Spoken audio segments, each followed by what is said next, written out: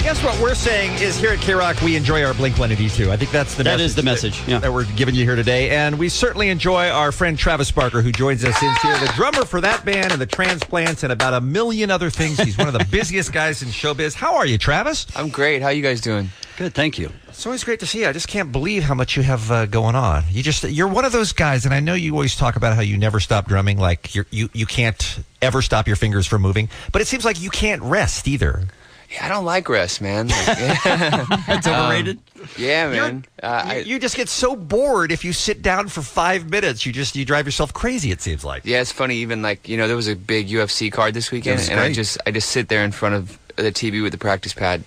Really? But yeah, man, that's I get hyped off of it, and I guess when I've played my instrument for this long, I just want to keep taking it to the next level. Aren't you glad you stuck with the drums and not the trumpet? Yes. Yes. I saw you tweeting on Saturday night. Was that one of the greatest nights of fights you've ever seen in your life? Honestly, that was probably the best UFC card I've seen. The Melendez fight.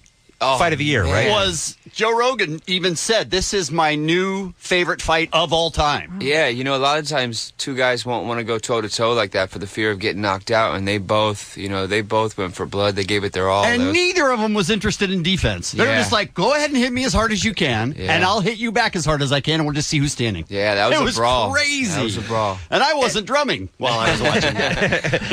My drumming got faster and faster as the fights continued. It was crazy. I just can't even imagine being able to survive one round of that. How do they do it for 5? Like, where does that come from that you stand up and go back in there for round 4 and 5? Yeah, it's hard, man.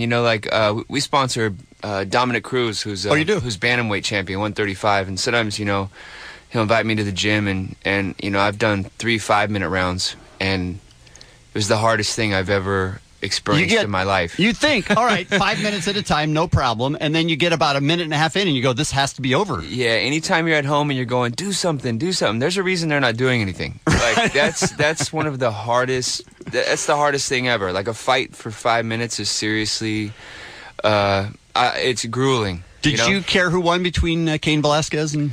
I was hoping for Cain. Yeah, he's my favorite or whatever. All my picks won. Daniel Cormier won. That was my pick for the Roy Nelson Cormier fight. Nice. Yeah, it was a good. Although night Roy Nelson has the best boobs of anyone on that card. Roy Nelson's a beast, man. He is a beast. We won't see anyone knock him out. Hey, Travis, what do you do exercise-wise to stay in the kind of shape you need to perform? I run a lot. Yeah, I run about 4 or 5 times a week. How far? About 5 to 6 miles. Whatever. Wow. An hour and a half.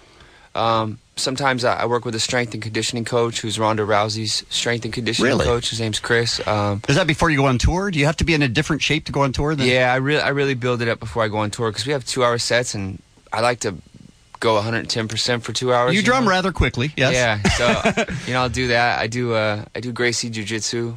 Do you really? On Wednesdays? Yeah, I love doing that. I do it with my kids. Are you teaching your kids to beat you up? Is that what's happening? Yeah, just to defend themselves. You know what I mean? Know what's up. And I love all the discipline and respect that comes with martial arts as well. By the way, I think you tweeted a photo of your son. He's 2 now, right? He do I have it right? He's 2? No, he's 10 now.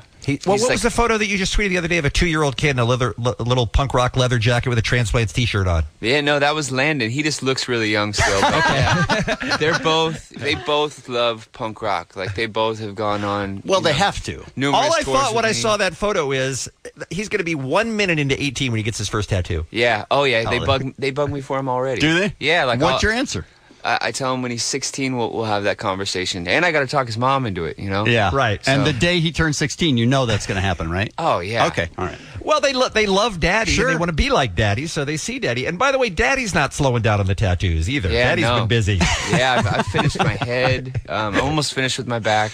How many people say I've finished my head? Yeah. I don't know that I've ever heard that sentence. Just Lisa. It's the true commitment, That is the true commitment. That's true. So we always have so much to talk to you about, Travis, when you come in. We're always very excited to see you. But today you're actually here with some special news, with an awesome thing for Blink-182 fans, right? A chance to see you guys in a tiny little place. Yeah, it's gonna be a good time. That it's been 10 years since the self-titled album, which That's is crazy. I think to all three Which of was us yesterday. our best piece of work. So it's really cool, man, to play that entire album from front to back, which we've never done either. You know, even when that album came out, there were songs we didn't play. So, are there songs that you've never played live? Yeah, I mean, we've rarely played Lost Without You. We only played the Robert Smith track in Europe when we were on our Europe run when Robert Smith was singing with us. So right. It's going to be pretty cool. Do you need Kevin to play the part of Robert Smith when you do it at the Palladium? That would be awesome. You haven't heard me sing. So it's the 10th anniversary of the Untitled album, which we all just call Blink-182. You've got 2 shows, and they are Wednesday, November 6th and Thursday, November 7th. They are going to be at the Hollywood Palladium. Tickets are on sale this Friday at 10 a.m. through Ticketmaster.com. And you also, if you go to Blink182.com, you can also find out about VIP packages that are available too, that has all sorts of merchandise, a chance to meet the band, and a whole bunch more. You can fight Travis.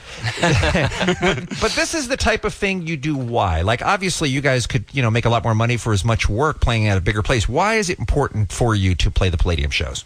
This is for the fans, it's something special, It's like the 10-year anniversary, the 10-year mark of this album, and we just did a run. We just played, really close by here, San Diego, Santa Barbara, Vegas. But this is solely, purely just for our fans, and to give them something. It's like a way of giving back, and really celebrating an album that I think was like a turning point for our career.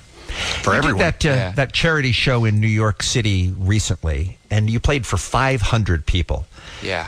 In Williamsburg, I think. What's that like for you? Like, what difference does it make for you when you're on stage and you look up and you can actually see the back wall?